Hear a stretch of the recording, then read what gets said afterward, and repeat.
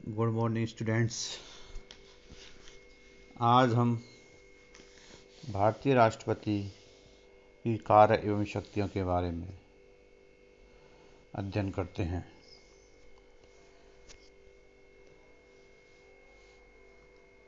राष्ट्रपति को भारतीय संविधान में अनेक प्रकार की शक्तियां प्राप्त हैं। एक ओर भारतीय राष्ट्रपति संघ की कार्यपालिका शक्ति का प्रमुख है, तो दूसरी ओर वह केंद्रीय विधानमंडल का भी अभिन्न अंग है। राष्ट्रपति की जो शक्तियां हैं उसको प्रमुख रूप से दो भागों में बांटा जा सकता है, सामान्यकालीन शक्तियां और नंबर 2 आपातकालीन शक्तियां। और सर्वप्रथम हम राष्ट्रपति की सामान्य शक्तियों के बारे में चर्चा करते हैं। राष्ट्रपति की सामान्यकालीन शक्तियों के अंतर्गत सर्वप्रथम आता है राष्ट्रपति की कार्यपालिका संबंधी शक्ति या शक्तियां। कार्यपालिका संबंधी शक्तियों में सर्वप्रथम आता है राष्ट्रपति संघ की संपूर्ण कार्यपालिका शक्ति राष्ट्रपति में निहित होगी। ये अनुच्छेद 53 के अनुसार कहा गया है। भारत सरकार की समस्त कार्यपालिका कार्रवाई जो होती है राष्ट्रपति के नाम से ही की जाती है।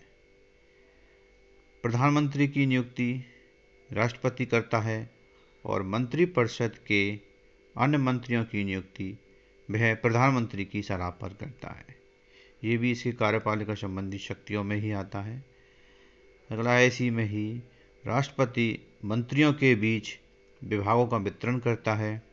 संघ के मंत्री राष्ट्रपति के प्रसाद पर्यंत अपना पद धारण करते हैं। राष्ट्रपति संघ के कार्यकलाप के प्रशासन संबंधी और विधान विषयक जानकारियां प्रधानमंत्री से मांग सकता है।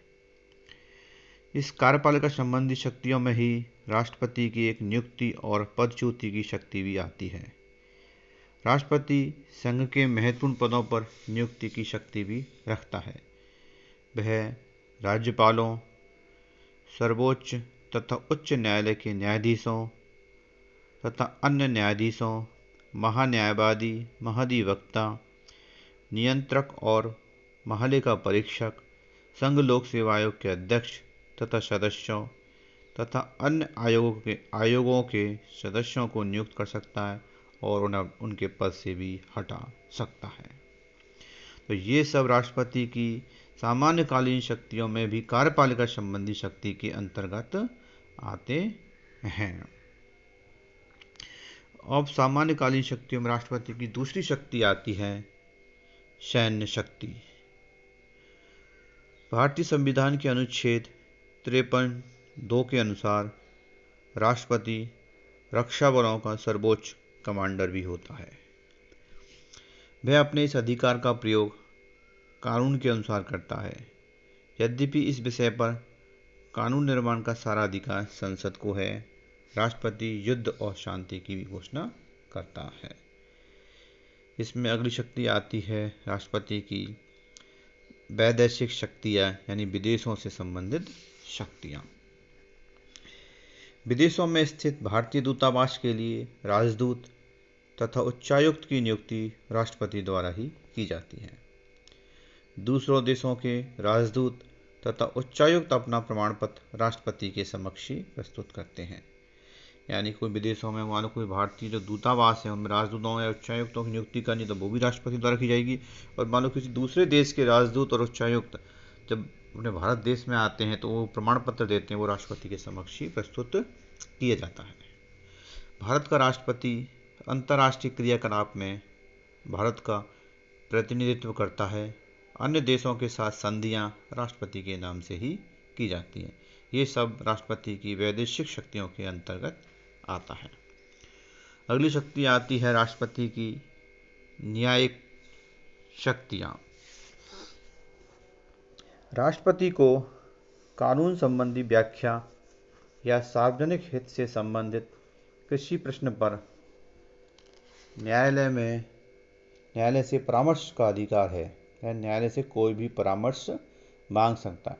परंतु इस परामर्श को मानना या न मानना राष्ट्रपति की इच्छा पर निर्भर करता है। यानी कहने का तात्पर्य यह है कि राष्ट्रपति जो होता है उस किसी भी कानून संबंधी व्याख्या, सार्वजनिक हित से संबंधित किसी प्रश्न पर न्यायालय से परामर्श मांग सकता है, और इस परामर्श को मानना या न मानना वो राष्ट्रपति की इच्छा पर ही निर्भर करता है। अगली जो राष्ट्रपति की शक्ति आती है वो है विधायी शक्तियाँ। राष्ट्रपति केंद्रीय विधानमंडल का अभिन्न अंग है। संघ की संसद राष्ट्रपति और दोनों सदनों यानी कि राज्यसभा और लोकसभा से मिलकर बनती है। ये पहले ही बता चुके हैं, ये है अनुच्छेद 79। कहने का तात्पर्य यह है जो संघ की जो संसद है वो राष्ट्रपति और दोनों सदन राज्य में भारत में क्या है, लोकसभा और राज्यसभा से मिलकर बनती है। कौन? संघ की संसद। अब इसके अंतर्गत राष्ट्रपति को विधायी शक्तियों के अंतर्गत कौन कौन सी शक्तियाँ आती हैं वो निम्न प्रकार से हैं। इसमें आती है राष्ट्रपति को दोनों सदनों के अधिवेशन को आहूत करने, इनका सत्रावसान करने तथा लोकसभा को भंग करने का भी अधिकार प्राप्त है। कहने का तात्पर्य यह है कि राष्ट्रपति जो होता है वो दोनों सदनों के अधिवेशन आहूत करने बुला सकता है, उनका सत्र का अवसान भी कर सकता है और लोकसभा को भंग भी कर सकता है। ये भारतीय संविधान के अनुच्छेद 85 यानी 85 में कहा गया है। इसमें अगला आता है राष्ट्रपति किसी लंबित विधेयक के संबंध में या अन्यथा संसद के किसी सदन को संदेश भेज सकता है जिस पर सदन सुविधानुसार शीघ्रता से विचार करेगा। अगला आता है राष्ट्रपति प्रत्येक आम चुनाव के पश्चात तथा प्रत्येक वर्ष संसद के अधिवेशन के प्रारंभ में दोनों सदनों की संयुक्त बैठक को संबोधित करता है तथा संसद को बुलाए जाने के कारण को बताता है। यानी जब भी देश में आम चुनाव होंगे उसके पश्चात जो भी बैठक होती है उसको राष्ट्रपति संबोधित करते हैं तथा प्रत्येक वर्ष संसद का जब भी अधिवेशन बुलाया जाएगा उसके प्रारंभ में भी संसद के दोनों सदनों की बैठक बुलाई जाती है जिसको राष्ट्रपति द्वारा संबोधित किया जाता है और संसद को बुलाए जाने के कारणों को भी स्पष्ट बताता है। यह भारतीय संविधान के अनुच्छेद 87 में कहा गया है। राष्ट्रपति को विशेष परिस्थितियों में दोनों सदनों की संयुक्त बैठक आहूत करने का भी अधिकार है। यानी कोई विशेष परिस्थिति पैदा हो जाती है, यानी कि किसी विधेयक के संबंध में दोनों सदनों में गतिरोध उत्पन्न हो जाता है, तो दोनों सदनों की संयुक्त बैठक बुलाने का अधिकार भी किसको है? राष्ट्रपति को ही है। यह भारतीय संविधान के अनुच्छेद 108 में कहा गया है, जो राष्ट्रपति की विधायी शक्तियों के अंतर्गत आता है। राष्ट्रपति आवश्यकता पड़ने पर लोकसभा के अस्थायी अध्यक्ष तथा राज्यसभा के कार्यकारी उपसभापति की भी नियुक्ति करता है। राष्ट्रपति को यह भी अधिकार होता है कि वह निर्वाचन आयोग की राय से संसद के निर्वाचित सदस्यों के निर्योग्यताओं का निर्धारण कर सके और इस संबंध में राष्ट्रपति का विनिश्चय ही यानी उसका जो डिसीजन है वो ही अंतिम होगा।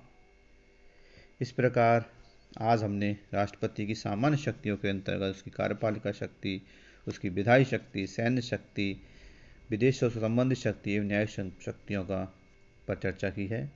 अगले वीडियो में हम राष्ट्रपति की सामान्य शक्तियों के अंतर्गत अन्य शक्तियों के बारे में भी चर्चा करेंगे। धन्यवाद।